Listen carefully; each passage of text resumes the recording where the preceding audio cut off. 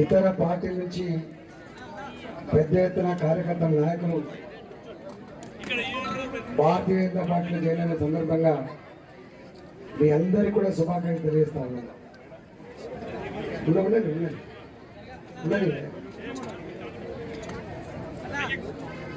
వేదిక మీద ఉన్న పెద్దలకు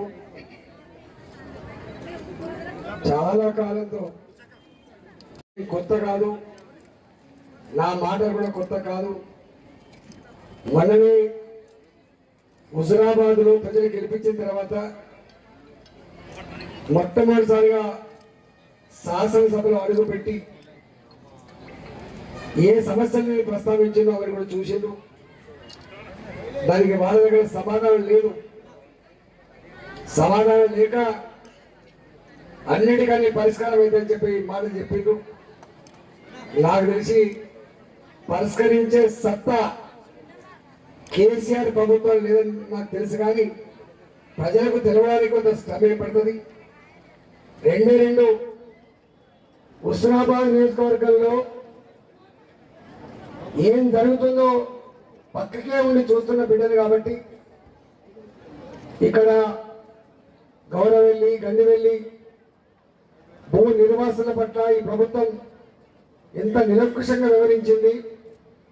న్యాయమైన డిమాండ్ మీద ఉద్యమం చేస్తే రక్తాన్ని ఎట్లా కళ్ళ చూసింది. కేసీఆర్ ఏమో వందల వేల కోట్ల రూపాయలు ఉన్న వాళ్ళకు కట్టబెట్టే ప్రయత్నం చేసింది తప్ప గౌరవెల్లిలో, గండివెల్లిలో ఇల్లు కోల్పోయి, భూములు కోల్పోయి, సర్వస్వం కోల్పోయి మాకు మీరు చెప్పిన సహాయం అందించమని మాత్రం హుస్నాబాద్లో పోలీసులు పెట్టి లాఠీలతో కొట్టిపిచ్చి రక్తం కళ్ళ చూసి జైలు పాలు చేసేదాకా కూడా వాళ్ళకి కసి తీరలే. ఖచ్చితంగా ఈ హుస్నాబాద్ నియోజకవర్గంలో ఆ రక్తం ఏ చెందిందో దాని సాక్షిగా తప్పకుండా రాబోయే ఎన్నికల మీద గుణపడడం తప్పదని చెప్పి హెచ్చరిస్తా ఉన్నాం. రెండవ మాట, ఇవాళ పేదవాళ్లకు కూడు గుడ్డ నీడ,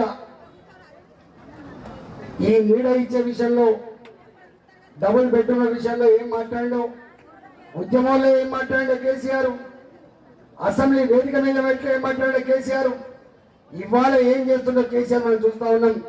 నేను మిమ్మల్ని ఒక్కడే కోరుతున్నా, ఈ మధ్య పదే ముఖ్యమంత్రి ఒక మాట చెప్తున్నాడు, తెలంగాణ ఆడబిడ్డలారా, తెలంగాణ అంగళ్ళారా, మీరు పత్తులు ఏరే కాదా, సత్తులు తిన్న కాదా, కలుపులు కలిసే కాదా, 10 మంది జమైన కాదా, కేసీఆర్ ఏం చెప్తుండో మీరు ఆలోచించమని చెప్తున్నాడు.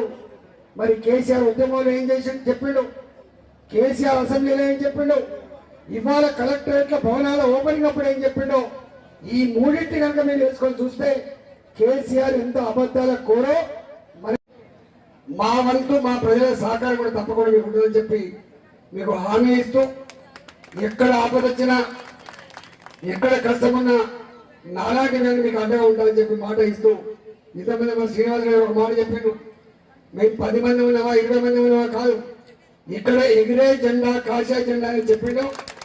ఇక్కడ గెలిచే పార్టీ భారతీయ జనతా పార్టీ అని చెప్పిండు. ఖచ్చితంగా అదే ఉంటుంది తప్ప ఇవన్నీ ఉంటాయి. రాజకీయ పార్టీలలో రాజకీయ నాయకులు జంగమేలు కాదు. ప్రతి ఒక్కరు కూడా సర్పంచ్ అయిన వ్యక్తి ఎంపీపీ కావాలని కోరుకుంటాడు, ఎంపీపీ అయిన వ్యక్తి ఎమ్మెల్యే కావాలని కోరుకుంటాడు, ఎమ్మెల్యే అయిన వ్యక్తి మంత్రి కావాలని కోరుకుంటాడు.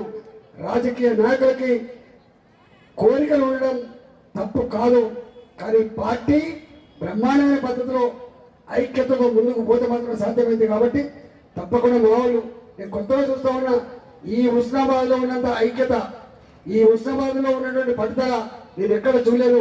మీ వాళ్ళ పట్టుదల, మీ వాళ్ళ ఐక్యత, మిమ్మల్ని కంటికి రెప్పలాగా నాయకులు కాపాడుకునే తీరు, విజయ తీరాన్ని ముద్దాల దాకా వదిలిపెట్టకూడదని చెప్పి మీ అందరూ కూడా విజ్ఞప్తి చేస్తూ, తప్పకుండా మీ అందరికీ ఏ సమస్య వచ్చినా, ఏ ఆపద వచ్చినా మేము ఉంటామని హామీ సెలవు తీసుకున్నా.